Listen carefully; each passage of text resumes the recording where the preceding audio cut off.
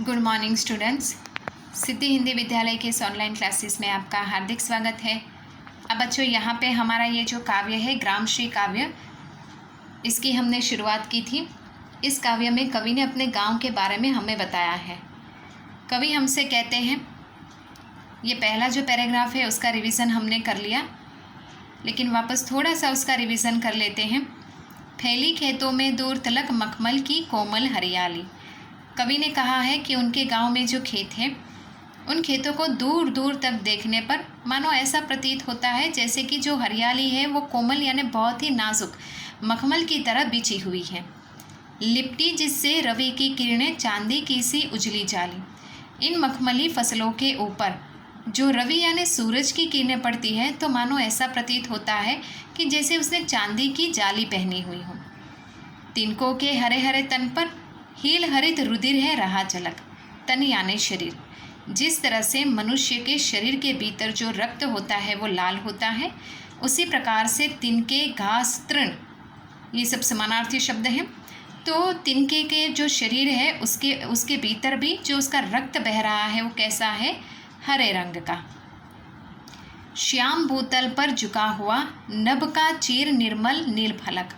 श्याम भूतल यानी कि ये काली ज़मीन, भू यानी ज़मीन, इस काली ज़मीन के ऊपर, श्यामल यानी काली, तो काली ज़मीन के ऊपर, इन खेतों के ऊपर जैसे कि नभ यानी आकाश, नील यानी नीले रंग का, निर्मल यानी पवित्र।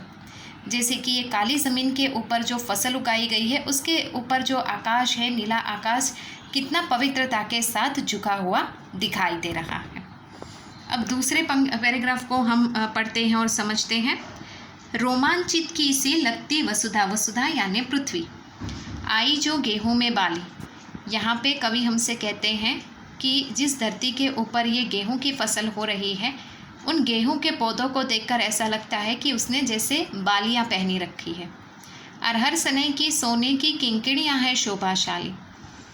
कवि ने कहा है कि जैसे कि किंकिणियाँ, छोटे बच्चे के कमर के ऊपर जो करतरी बांधी हुई होती है, बिल्कुल उसी प्रकार से अरहर और सनई के जो पौधे हैं उसके ऊपर जो यहाँ पे जिस तरह से वो सोने की तरह किंकिणियाँ पहने हुए हैं, इतने सुंदर दिखाई दे रहे हैं। उड़ती भीनी तेलक्त गंध, फूली सरसों पीली पीली।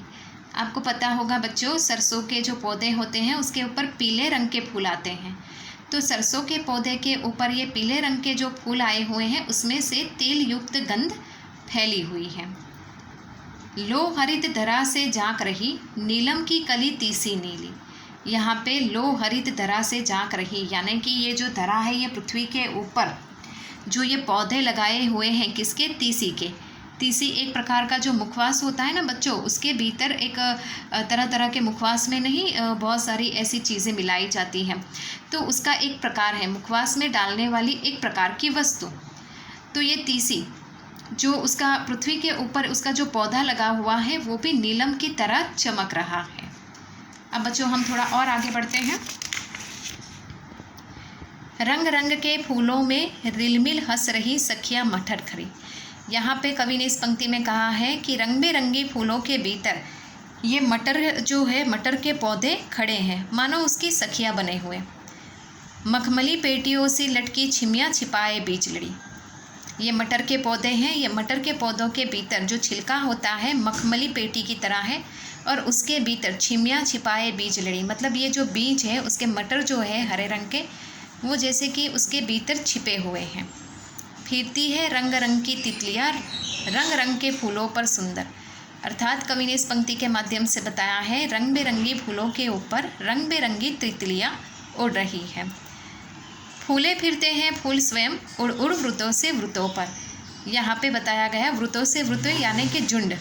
यहाँ पे फूले फिरते हैं फूल स्वयं, अर्थात तरह तरह के रंग बिरंगी फूलों के ऊपर ये जो भंवरे हैं, ये तितलियां हैं, वो झुंड बना के घूम रही हैं। आज रजत स्वर्ण मंजरियों से लद गई आम्र तरु की डाली। आम्र यानी जो आम का पेड़ है, आम के पेड़ के ऊपर जब वो छोटी छोटी मंजरियाँ लगती है जो सोने की तरह चमक रही है। जर रहे ढाक पीपल के दल, हो उठी कोकिला मतवाली। मतवाली यानी पागल, कोकिला यानी कोयल। आम्र का जब मौसम होता है उस समय कोयल बहुत ही उत्सुकता से बोलने लगती है। तो यहाँ पे पीपल का पेड़ है, पीपल के पेड़ के ऊपर से भी जो उसके पत्ते हैं वो सूख कर झड़ रहे हैं। उसी समय यहाँ पे आम्र वृक्ष के ऊपर जो बैठी हुई कोयल है वो भी मतवाली होती जा रही है, यानी पागल हो जा रही है। मैके कटहल मुकुलित जामुन जंगल में जरबेरी जुरे। जरबेरी एक प्रकार का यहाँ पे जिस प्रकार के हम फल खाते हैं ना, ये एक प्रकार का फल है। कटहल जो होता है वो बड़ा सा होता है, वज़न में काफ़ी भारी होता है। उसमें से उसको काट कर जो होते हैं वो चाप जैसे निकाली जाती हैं, तो उसको कटहल कहते हैं। बहुत बड़ा होता है, जो कांटे कांटे से ऊपर दिखता है। जामुन, यहाँ पे जंगल में जिस प्रकार से कटहल और जामुन और ये जरबेरी के तरह तरह के फल लगे हुए हैं। फूले आडू नींबू दाड़िम आलू गोभी बैंगन मूली, अर्थात यहाँ पे आडू का जो है, नींबू दाड़िम आलू गोभी बैंगन मूली, ये सब यहाँ पे तरह तरह के जो सब्जियाँ हैं ये उसके बारे में बताया है। तो बच्चों आज के इस वीडियो में हम यहाँ तक देखते हैं। नेक्स्ट वाले वीडियो में इसके आगे वाले जो पैराग्राफ है उसकी हम चर्चा करेंगे। तब तक के लिए यहाँ रुकते हैं। Thank you.